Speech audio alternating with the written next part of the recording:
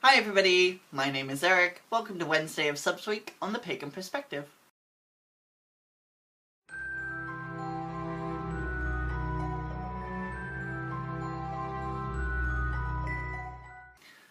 This week we're doing a bit of a choose your own adventure, and I'm going to be harkening back to the question we received from Alta Graye, and they write, does the negative portrayal of witches and witchcraft in the media affect you?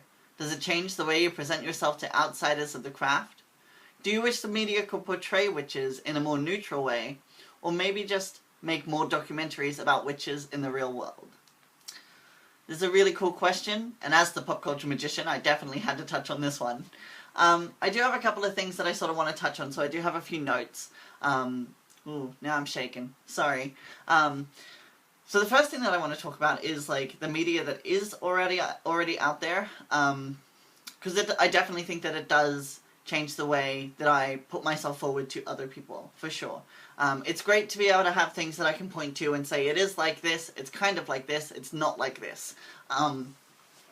Because I think that really gives people an idea. And when we use media, which is like the commonality that we share, not just through films, but books and other things as well. I think there's a lot of things that can be useful in that to sort of help people understand where you're coming from.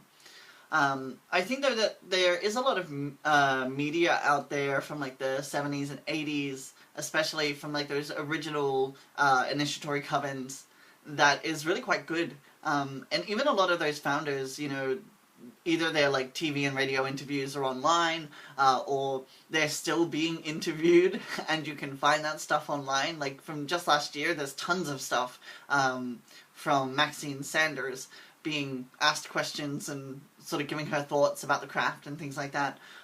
So there's tons of awesome stuff out there. I think at the moment, like, we can't really talk about mainstream media, because of course, like, finding old documentaries on YouTube is like a bit obscure, a bit of a niche. But if we're talking about like mainstream media, obviously the biggest thing right now in relation to that would be Sabrina.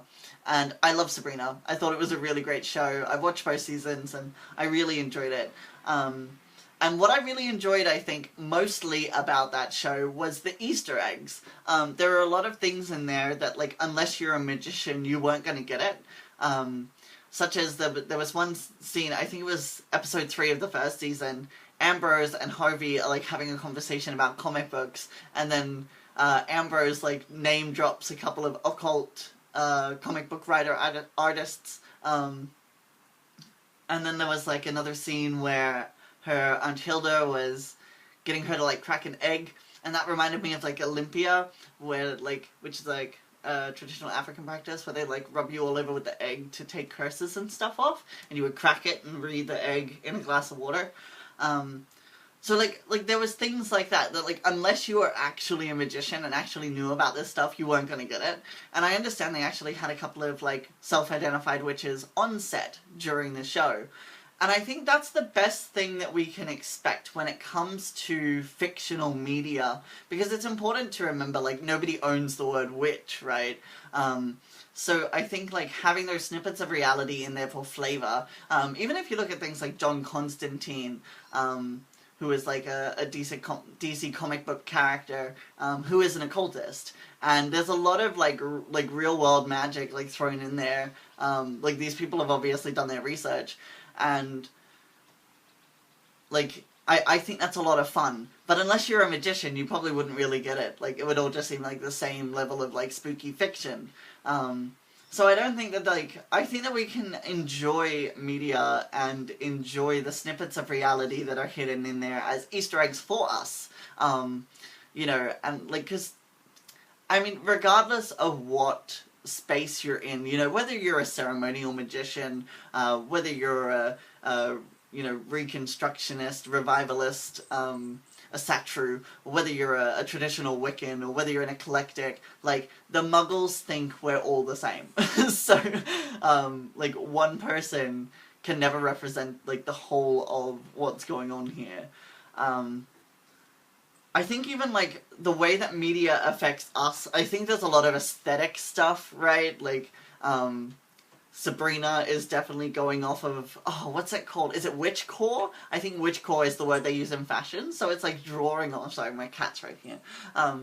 So they draw on that aesthetic in Sabrina, and like those things you would see under hashtag witchcraft on Instagram, you know, you see that in Sabrina. But even things like the Book of Shadows, like you look at old, oh my goodness, Emrys! As I was saying, even things like the Book of Shadows, Gardner's Book of Shadows was like a fool's cap sized ledger notebook, like Emrys. And then like you see like the Charm Book of Shadows or Practical Magic, and like the practitioner's aesthetics change, and now everybody wants these big leather books, and even I have like trashy leather books like littered around my house. In relation to the second half of your question though, in relation to like should people be making more documentaries today, I think on the one hand, yes, people should be making more documentaries, and I want to sort of talk about this in a little bit as well, but I think that the quality of what we're seeing in these documentaries has decreased over time. Like I said, the documentaries from like the 70s and 80s were really cool and really fun, and there was a lot of like question and answer situations, and you know, we got to like see inside these people's homes and their lives, and it's very informative. Whereas now, I think that the quality of the content has decreased, but I think also part of what's to blame there is that overall, and this is a very brazen opinion and it might be unpopular, but I think that overall, that's probably coinciding with the quality of practitioners going down as well.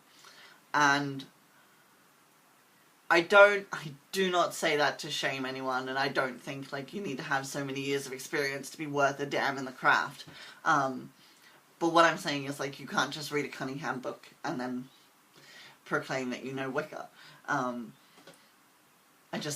really don't agree with that.